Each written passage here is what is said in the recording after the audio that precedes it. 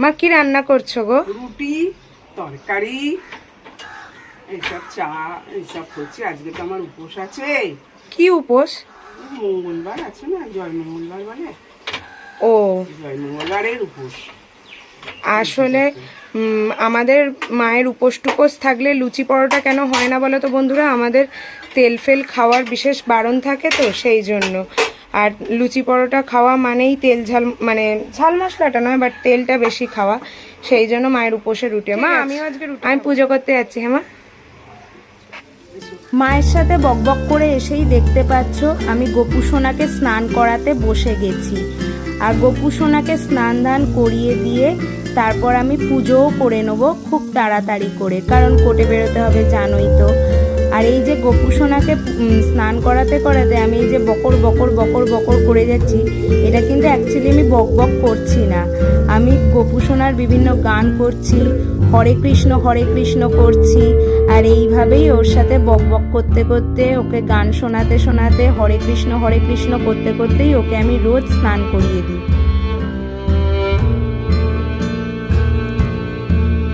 তারপর এই যে মা বেরিয়ে যাচ্ছে জয় মঙ্গলবারের পুজো দিতে। মা তো বললোই যে মায়ের আজকে উপোস আছে, তাই মা পুজো দিতে যাচ্ছে। Hello, good morning everyone, welcome to my channel and welcome to another new blog. কেমন আছো বলো বন্ধুরা সবাই তোমরা? সকাল সকাল উঠে স্নান করা হয়ে গেছে আমার। স্নান করে মা কি করছে দেখলাম, পুজো করলাম, করে এখন বাজে বেলা 11টা। আমার এখনো ব্রেকফাস্ট করা হয়নি। এরপর আমি কখন ব্রেকফাস্ট করব, কখন রেডি হয়ে কোর্টে যাব? আমার তো মনে হয় কোর্টে যেতে যেতে বেলা 12টা আমার বেজেই যাবে। এরপর আমাকে আর কোর্টে রাখবে না, মোটামুটি তাড়িয়ে দেবে, বলবে তুমি এই ব্লগিংই করো আর কোর্টে ফোটে তোমায় আসতে হবে না। না না, জোকস অ্যাপার্ট, আমি জাস্ট ইয়ার্কি মারলাম। কোর্টে হচ্ছে আমাদের ইন্ডিপেন্ডেন্ট প্র্যাকটিস, যার জন্য যার যেদিন যেরম টাইমে কাজ আছে সেরম টাইমেই যেতে পারে। তবে হ্যাঁ, 11টা বেজে গেছে মানে সত্যি আমার খুব লেট হয়ে গেছে। এবার আমি রেডি হব আর ঝটপট বেরিয়ে যাব। ব্লগে বন্ধুরা তোমাদের সাথে আমি কিছুই শেয়ার করতে পারলাম না।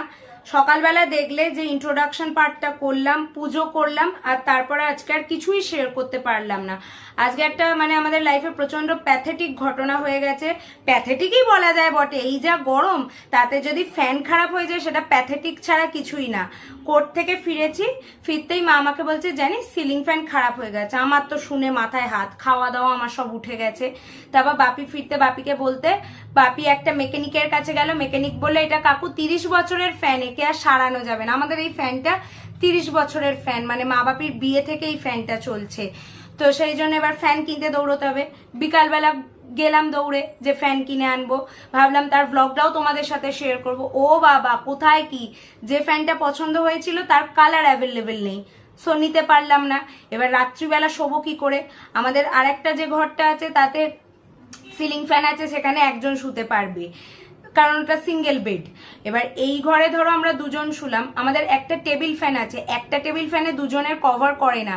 সেই জন্য যে দোকানে কিনতে গেছিলাম ফ্যান, আমাদের পাড়ারই দোকান, তাকে বললাম যে তুমি আর একটা আমাদেরকে টেবিল ফ্যান আজকে রাতের মতো ধার দাও, তোমার টেবিল ফ্যানটা নিয়ে আমরা রাতে শুই, আপাতত বাঁচি, আর কালকে সকালে তোমাকে রিটার্ন করে দেবো যখন ওই ফ্যানটা আনবো।